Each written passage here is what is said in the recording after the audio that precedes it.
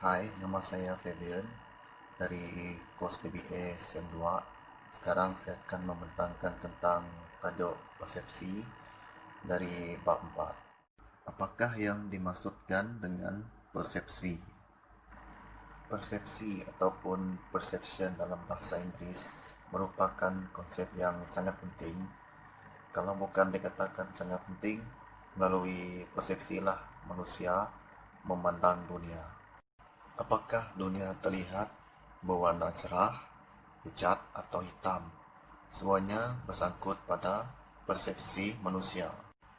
Persepsi haruslah dibezakan dengan sensasi ataupun sensation. Yang terakhir ini merupakan fungsi fisiologis dan lebih banyak bergantung kepada kematangan dan berfungsinya organ-organ sensoris. Sensasi. Apakah itu sensasi? Sensasi meliputi fungsi visual, audio, penciuman, dan pengecapan, serta perabaan, keseimbangan, dan kendali gerak. Semuanya ini yang disebut indera. Kekonstanan persepsi. Di dalam pembelajaran persepsi, kita perlu juga belajar tentang kekonstanan persepsi ataupun konsistensi, yaitu persepsi bersifat tetap yang dipengaruhi oleh pengalaman. Kekonstanan persepsi tersebut meliputi ukuran, bentuk, dan warna.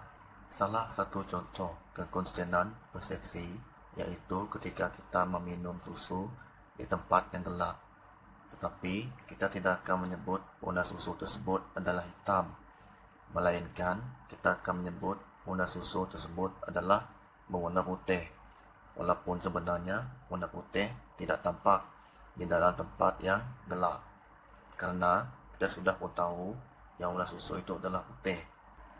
Begitu pula saat kita melihat uang logam dari arah samping, kita akan tetap menyebut bentuk uang logam tersebut adalah bundar, walaupun sebenarnya kalau dilihat dari sudut samping, bentuk uang logam tersebut adalah pipih.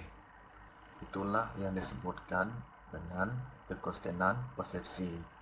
Kita memberikan persepsi terhadap sesuatu objek dengan pengalaman yang kita peroleh sebelumnya. Perbezaan dengan sensasi. Istilah persepsi sering dikacaukan dengan sensasi.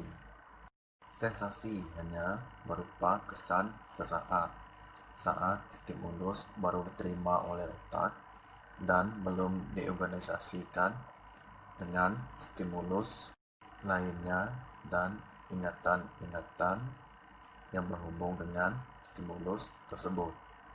Misalnya, meja yang terasa kasar yang bermaksud sebuah sensasi dari rebaan terhadap meja. Sebaliknya, persepsi memiliki contoh meja yang dipakai berasa tidak selesa dipakai menulis saat otak mendapat rebaan meja yang kasar. Penglihatan terhadap meja yang banyak coretan dan kenangan pada masa yang lalu saat memakai meja yang mirip, lalu tulisan akan menjadi teruk. Contoh klasik dari fungsi persepsi ini tampak pada gambar berikut. Coba perhatikan gambar tersebut dengan teliti.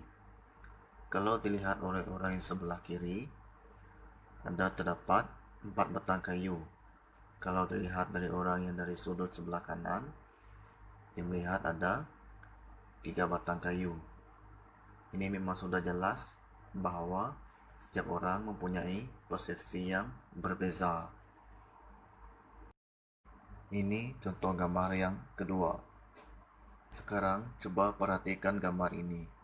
Dalam gambar yang pertama, mungkin Anda akan melihat gambar seorang gadis yang sedang memandang ke arah kanan. Pada gambar kedua, mungkin seseorang masih akan melihat seorang gadis seperti pada gambar yang pertama. Tapi, sebahagian orang lain akan melihat seorang nenek atau gadis yang Anda lihat. Apakah Anda juga bisa melihat yang sebaliknya? yaitu dari gadis ke nenek dan dari nenek ke gadis. Apakah Anda bisa melihat keduanya pada saat yang bersamaan? Contoh klasik ini menggambarkan the power of perception. Gambar berikut adalah satu stimulus yang sederhana yang hanya menyangkut satu sensasi, yaitu visual, dan ia cukup menghasilkan satu persepsi yang berbeza.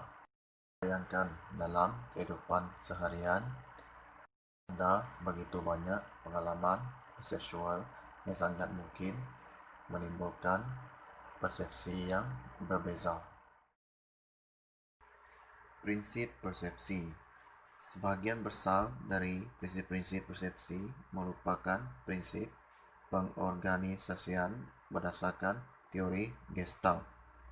Teori Gestalt percaya bahwa persepsi bukanlah hasil perjumlahan bagian-bagian yang diindera seorang, tetapi lebih dari itu merupakan keseluruhan ataupun the whole.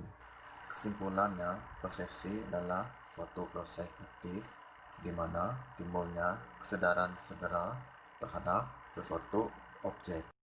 Atribusi merupakan satu proses yang menggambarkan cara-cara individu menjelaskan, menginterpretasi, dan mengambil kesimpulan terhadap peristiwa-peristiwa yang mereka lihat, yang sampai menimbulkan suatu persepsi terhadap satu objek yang mereka persepsikan. Itu saja daripada saya. Sekian, terima kasih.